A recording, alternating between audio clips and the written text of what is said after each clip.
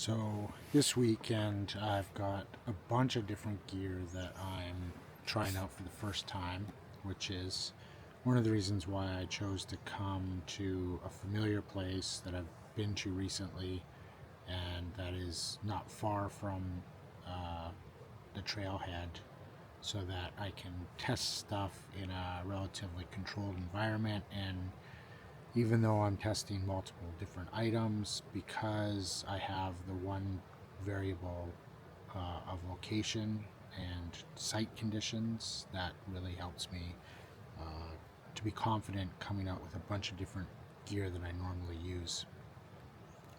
So I talked earlier about the tarp tent Stratospire 2 lithium that I'm using on this trip for the first time, and I did a video showing my reaction to that and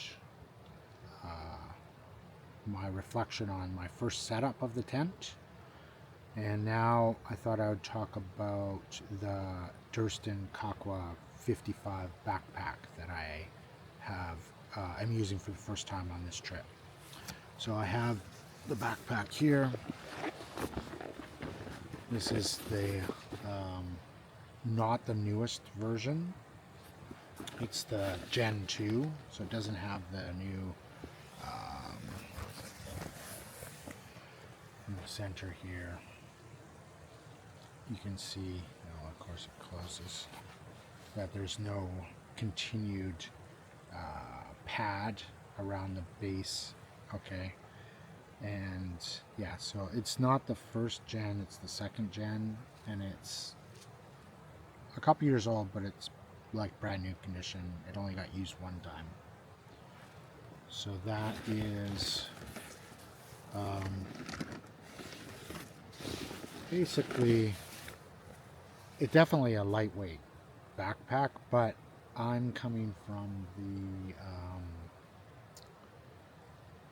Zpacks Arc Haul, an older version of it, but that's what I have. Mine's an older version. It's a DCF, very no frills pack, but it weighs like 575 grams, and I love it. It's got like a suspension system. It's a brilliant piece of simple but effective lightweight gear.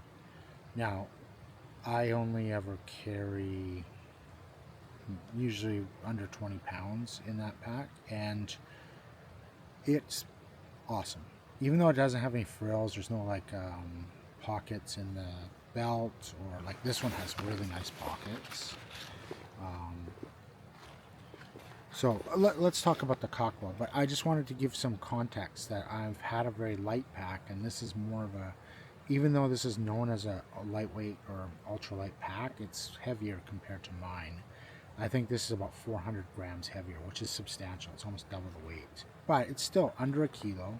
And the great thing about it is it has lots of frills. It has pockets that are zipped, and it's got like waterproof zippers, and then it's got zippers along the side. I don't know if there's one on the other side, but there's one here that goes into a separate pocket from the outer pocket.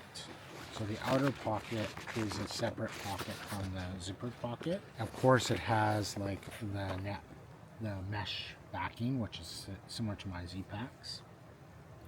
My Zpacks has an epic mesh back. It covers pretty much the whole back of the pack, and it's wide and it's very packable. That's such a critical piece of design, to have a drying area or an area that's easily accessible. You can put your wet stuff in there. You can put your water kit. You can put stuff you need access. So that's really awesome. It has the built-in runners style pockets. So you can put your water bottle in there. You can put like this. I can put my pocket 3 in there. It fits in there perfectly. So those are the things that make it really nice. The load it was probably a little bit of a heavier load. My base load out before food and before water and a couple extra clothing items was about 6 kilos. I had 6 kilos, and I probably added like, I added a little bit of clothes, like, so I brought an extra layer for sleeping. So my weight was probably, I would say it was roughly around 10 kilos. It's not a super heavy load, and I didn't go very far. But I will say that the Arc Haul for me probably still is better feel and fit. The Arc Haul feels like a weapon. Like when you're wearing it on you, it's like it's integrated with you. And again, it's also prefers the lighter load. Definitely like a 20. You could probably stretch it. Like you could probably put like 25 on it if it's food and you're just gonna eat it as you move. But up front, I would say try to keep it around the low 20s. And I would say the same thing for the Durston. And it's a nice pack.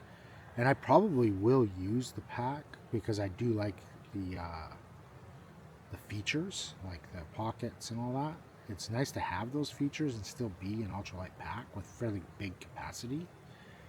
But my pack was full, and I had to put my tarp tent Stratospire 2 on the top. It won't fit inside the back because it's got the struts that are 16 inches long, so it has to roll up.